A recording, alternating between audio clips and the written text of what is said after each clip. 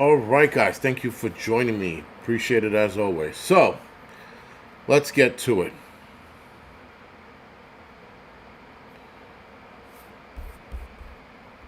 Oh, yeah. Let's take a look at the. Thank you, Adriana, for that. That's a good reminder. What is it?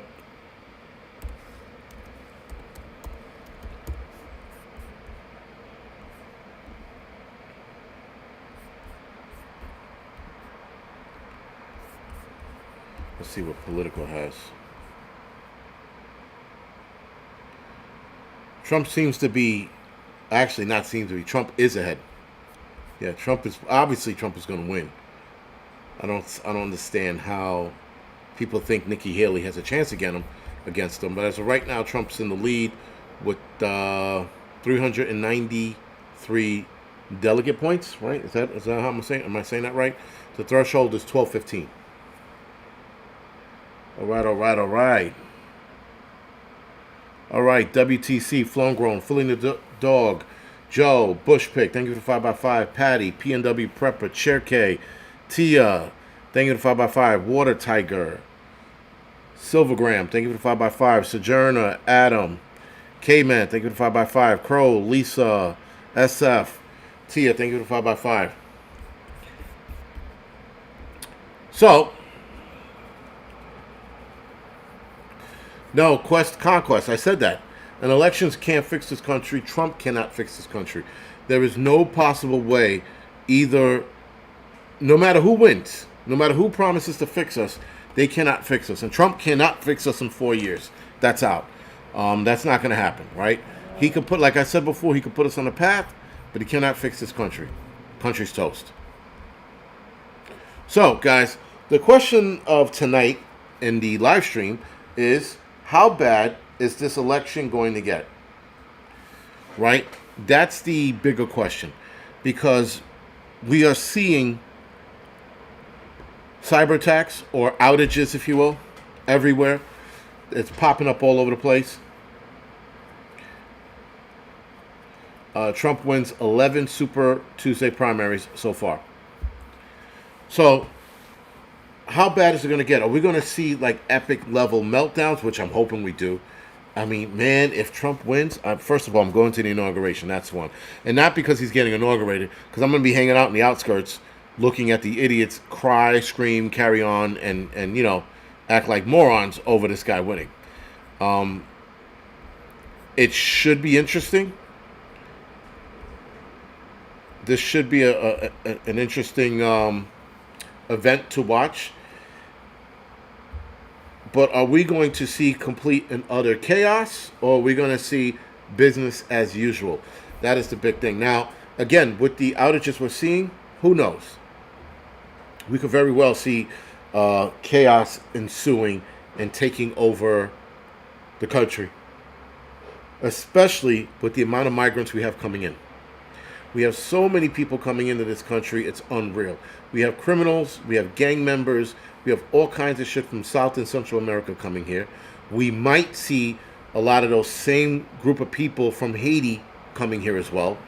So, Jay Hammond, what was the thing about Arkansas? Arkansas has a town in 2024 that is the most racist town in America. And when I saw this video, I was like, you gotta be kidding me. No way. Now, I thought the video was old, by the way. I thought it was like some shit from the 80s and the 90s. The guy was there. He was like, there's no black folks in this town, like zero. And I think, if I'm not mistaken, it's a sundown town. In Arkansas, if I'm not mistaken, or Mississippi, one of the two have the most sundown towns still operating in this country, which I think is fucking weird.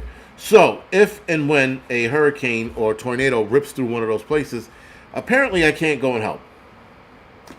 So, and like I said, Arkansas is not one of those places, too, that I want to visit. Though I heard there's some good hiking trails there. There's not a lot of places in Arkansas that I'm allowed. So that's why I made the statement I made about with Arkansas earlier. And I know some people are like, well, if you hang with me, you'll be okay. We'll both get beat up. How about that, right? People like, oh, my white skin is a pass. They won't bully you. Get the fuck out of here. We'll be two hanging assholes from a tree. You know, ebony and ivory hanging from a fucking tree. But anyway, and listen, it is what it is. I understand that there are places that just don't want our people there. I get it. I don't take too much offense to it. I understand not wanting us there, but it's an entirely different ballgame if you still want to hang me. That's a different what you call it. No, they turn Haitians around with horses, and that is true. That was good. Last days, that wasn't a whip, by the way, and they weren't whipping him. Just looked like a bad shot. It was a bad shot. I saw the video, and I'm like, the guy wasn't whipping him. He's fucking hitting his horse with it. Nonetheless, the Texas, the Border Patrol guys caved in. As the head of Border Patrol, I'm like, I don't care what you guys think that is. That wasn't a whip. J.E. Hammond, I got to get the name of that place again, but it's the most racist town in America, apparently. But I forgot the name of it, and I was going to visit it. I know I was going to go down to Arkansas for the refuge ruckus. I was actually going to drive to the town and walk through it and see what kind of trouble I can get into, and not antagonize anybody. Just see if it's really the most racist town. But you know me, man. I always look for danger. I don't give a fuck. I grew up there. I want to know. J.E. Hammond, relax. He's like, I grew up in Arkansas. But it is what it is. Someone said you got good character, you'll be fine. I hope. Not Fort Smith, Tots. Fort Smith is where the refuge ruckus event's going on. But that wasn't it. That is true. Tiger 13. That is true. There are a lot of places white folks can't go. I know there are places like there are black neighborhoods you cannot fucking walk through. Because they'll fucking chase you out of there. Or rape you and then chase you out of there. Jared, is it Harrison, Arkansas? That sounds familiar, but I couldn't be sure.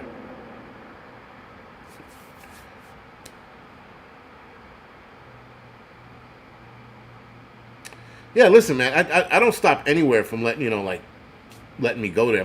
I won't like. Oh my God, is that a racist town? I can't. Like I remember there was a place in Pennsylvania. There was a white guy who was warning me. I said something about a restaurant there, and he's like, "Oh no, you can't go there." He was fucking straight. This is like 10, 15 years ago. He's like, "Oh no, you can't go there." I was like, "Why not?" He goes, "Because you cannot go there." And I go, "What do you mean I can't go there?" He looked at me. He gave me this fucking look like, "Are you fucking stupid, kid?" I go, born and raised in Arkansas, it's Harrison. All right, Fluster Clock said it's Harrison, Arkansas. Roger that. And a bunch of people saying it's Harrison. So, and I go, oh, you mean me? Like, and I go, he goes, yeah. He goes, you can't. He says, you go there. He goes, you're not coming out. He says, the cops don't play. And he says, if somebody gets a hold of you, the cops are not going to do their best to find you. I was like, no shit. I was like, yeah. He goes, yeah, man. He goes, don't go there. He goes, if you drive through there, he goes, drive fast. He says, but don't, he says, don't go. I forgot what the town was in, what you call it. MP said Harrison is the most racist town. Like I said, if I was going to Arkansas, I would absolutely drive through it. I would live stream my ass whipping. No, just kidding. I would definitely live stream it. I'd be like, oh, I'm here in the most racist town in Arkansas. Let's see if I can get an interview, just to see how many people like, listen, nigger, get the fuck out of here. We don't want your kind around here. Harrison is KKK. No shit. But anyway, I would still visit Harrison, Arkansas, because I'm not scared. I would try to kumbaya. I would come there with bean pies and love. Be like, listen, my white friends, I come with bean pies and love. Pretty sure that wouldn't go over well, but whatever. It's a sundown town, last day said. Yeah, there's still some sundown towns. And I know that like the smaller towns are. There's even a town or two upstate New York that are sundown towns, which mind-boggling to me, being that it's New York State and they're surrounded by Negroes. It's still a sundown town. I forgot the name of the town, but I'm pretty sure Hudson Valley can let me know which one it is. Anyway, yes, Adriana, the shit still goes on. I'm not surprised. I'm a little surprised being it's 2024, and I'm a little surprised that it's as bad as it is. I understand there are neighborhoods They don't want us there. I get it. But to the point where they're like, you better get out of here, we'll hang you. That's an entirely different ball game. Like, like they're giving you the side eye and shit like that. I get that. And I know there are places like that that are on there. There was a place in North Carolina that was in Moyock, North Carolina. Or right outside of Moyock, North Carolina. There was a town there that was just like, they weren't out south of Moyock, North Carolina, if I'm not mistaken.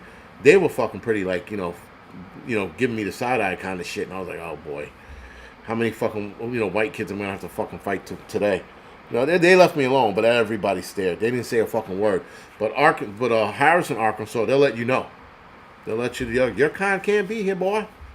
You're either here to shine shoes or pick cotton. We don't have any cotton here. That kind of shit. But anyway, back to the election being bad. So, guys, I'm going to go out on a limb. And a limb, it's just a warning. I'm not saying it's going to happen. I'm not going to scare people and say it happen.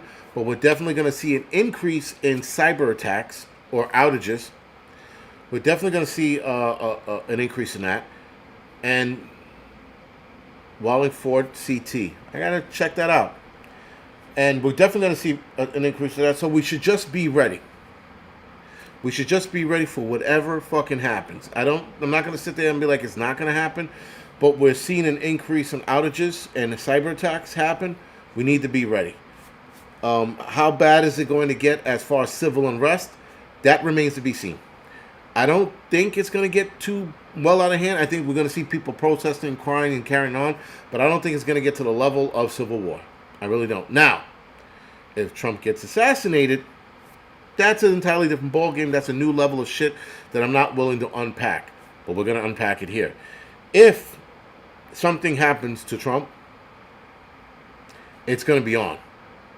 I have this feeling, guys, that it's going to be on. Because you're going to see people throwing parties in the middle of the street. We're going to see people that are happy and throwing Trump's dead parties. I can guarantee you we're going to see that. We're going to see people live streaming, yay, Trump is dead. We're going to see people live streaming parties of Trump dead. We're going to see celebrities throwing Trump is dead balls.